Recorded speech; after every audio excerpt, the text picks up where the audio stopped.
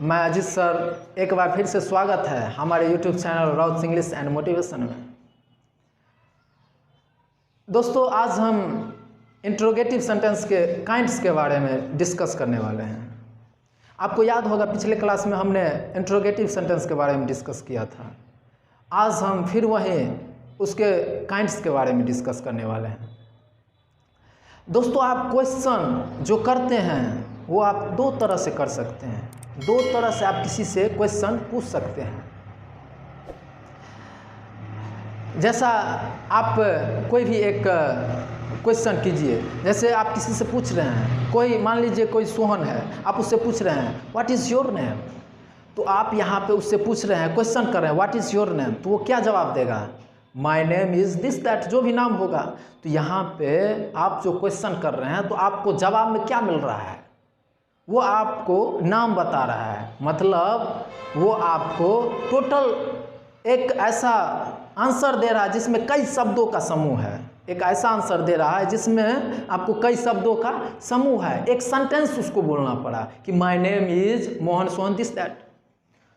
तो एक ये क्वेश्चन करने का तरीका हुआ जिसका जवाब में आपको कोई सेंटेंस के माध्यम से बोलना पड़ा।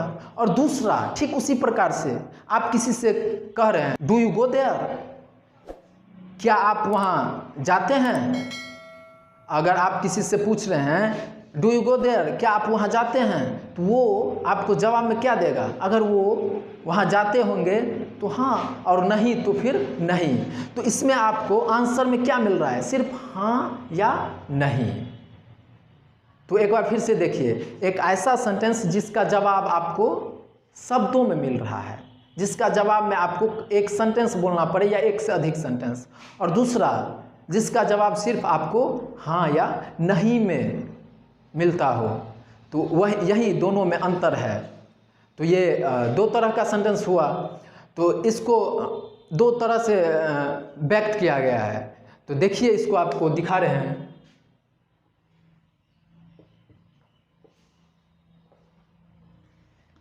जिसमें पहला आपको काइंड है यस नो इंट्रोगेटिव।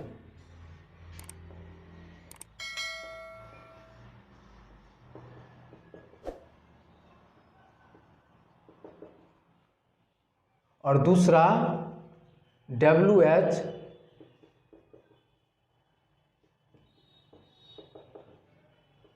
बस यही है। ऐसा कोई क्वेश्चन जिसका जवाब हाँ या नहीं में मिलता हो तो उसे यस नो इंट्रोगेटिव के अंतर्गत रखा गया है। और कुछ ऐसा क्वेश्चन जिसका जवाब आपको एक सेंटेंस या कई सेंटेंसों के माध्यम से देना पड़े तो वो आपको WH इंट्रोगेटिव के अंतर्गत आता है।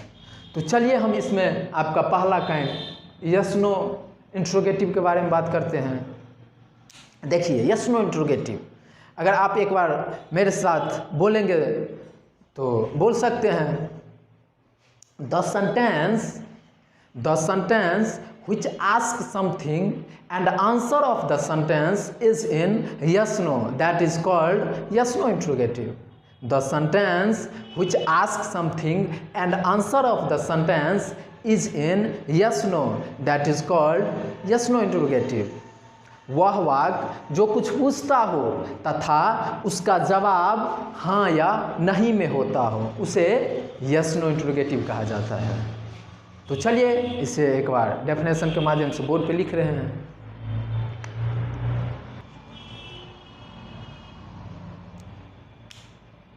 चलिए तो एक बार देखिए, the sentence which ask something, the sentence which asks something and answer of the sentence is in yes no। वैसा क्वेश्चन जिसका आंसर यस या नो में होता हो तो वही आपका यस नो इंट्रोगेटिव सेंटेंस होगा। वह वाक्य जो कुछ पूछता हो, इंट्रोगेटिव है तो जाहिर सी बात है वो क्वेश्चन अरेंज करेगा, लेकिन उसका जवाब हाँ या नहीं में होगा तो वो क्या कहलाएगा? Yes no interrogative. तो चलिए एक एग्जाम्पल भी देखते हैं। देखिए यहाँ do you read, do you read, क्या आप पढ़ते हैं? यहाँ से क्वेश्चन बन रहा है क्या आप पढ़ते हैं? तो इसका जवाब क्या होगा? अगर पढ़ते हैं तो हाँ और नहीं पढ़ते हैं तो नहीं। तो केवल आप इसका जवाब दे सकते हैं हाँ या नहीं में। पढ़ते हैं तो हाँ या नहीं पढ़ते हैं तो नहीं। तो बस इस प्रकार का जो भी सेंटेंस होगा इसका आंसर आपको यस या नो में देना पड़ेगा। तो यही आपका यस नो इंट्रोगेटिव सेंटेंस होगा। ठीक उसी प्रकार से दूसरा देखिए, आर यू स्पीकिंग इंग्लिश, क्या आप अंग्रेजी बोल रहे हैं।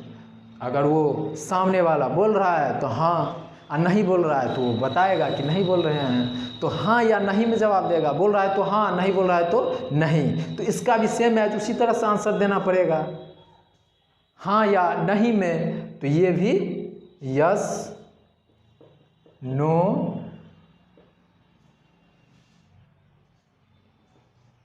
इंट्रोगेटिव सेंटेंस होगा। और फिर नेक्स्ट देखिए, वेयर डू यू लिव, ये भी एक क्वेश्चन पूछ रहा है कि आप कहाँ रहते हैं।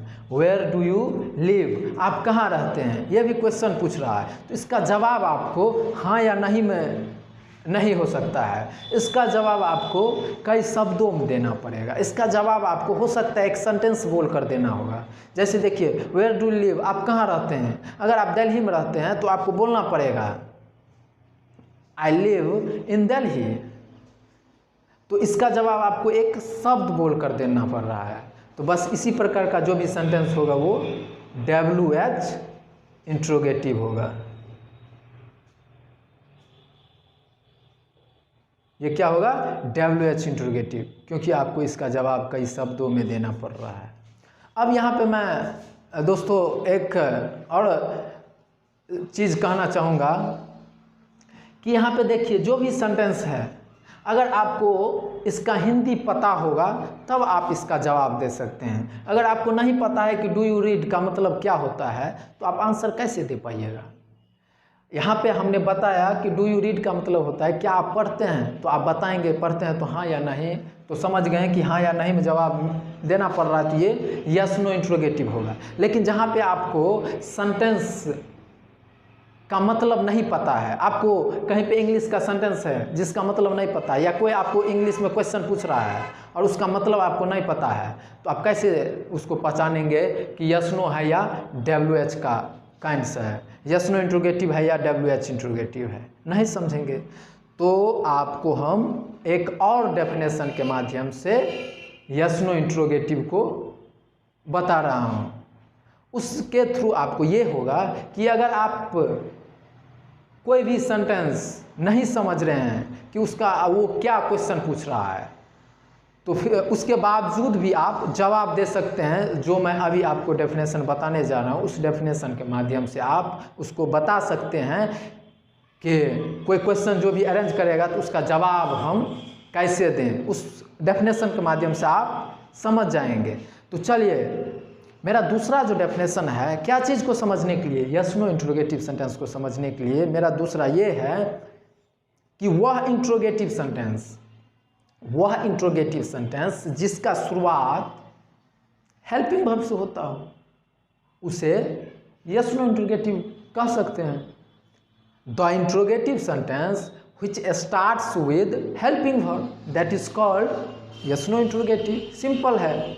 अगर आपको नहीं पता है तो कोई सेंटेंस आप देख के उसमें देखिए कि उसका शुरुआत हेल्पिंग वर्ब से हो रहा है। अगर हेल्पिंग वर्ब से हो रहा है तो आप उसे यस नो इंट्रोगेटिव कह सकते हैं। तो चलिए हम एक डेफिनेशन आपको बोर्ड के माध्यम से दिखा रहे हैं। चलिए यहाँ एक बार देखिए, क्या कहा था हमने, the sentence which starts with helping verb that is called interrogative. वह वाक्य जिसका शुरुआत हेल्पिंग वर्ब से होता हो उसे यस नो इंट्रोगेटिव कहा जाता है। कोई भी सेंटेंस होगा जिसका शुरुआत हेल्पिंग वर्ब से होता होगा।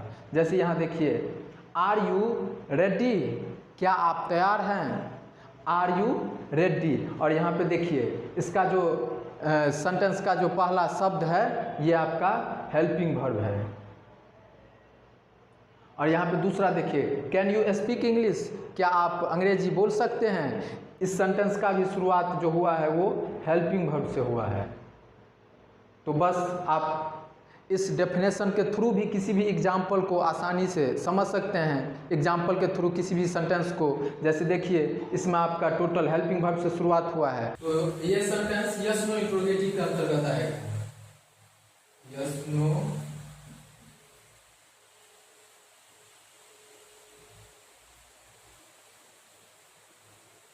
ये सेंटेंस यस नो इंट्रोगेटिव के अंतर्गत आएगा। देखिए इस प्रकार से ये 24 हेल्पिंग वर्ब होते हैं। is, are, am, was, were, do, does, did, has, have, had, shall, should, will, would, can, could, may, might, must, need, dare, used to और ought to। ये आपको 24 हेल्पिंग वर्ब होते हैं। इसमें आप थोड़ा गौर कीजिए, यहाँ पे SHOULD, तो शुल्ड नहीं पढ़ेंगे, यहाँ पे L साइलेंट हो जाएगा। SHOULD शुल्ड लिखा गया है लेकिन पढ़ेंगे शुड। जैसे कुड, तो COULD यहाँ पे लिखा गया है कुल्ड, लेकिन इसको कुल्ड नहीं पढ़ेंगे, L साइलेंट हो जाएगा, इसको हम कुड पढ़ेंगे। ठीक इसी प्रकार से इसको हम जैसे WOULD उल्ड, लेकिन इसको पढ़ेंगे हम वुड। तो चलिए आप इसे नोट कर लीजिए।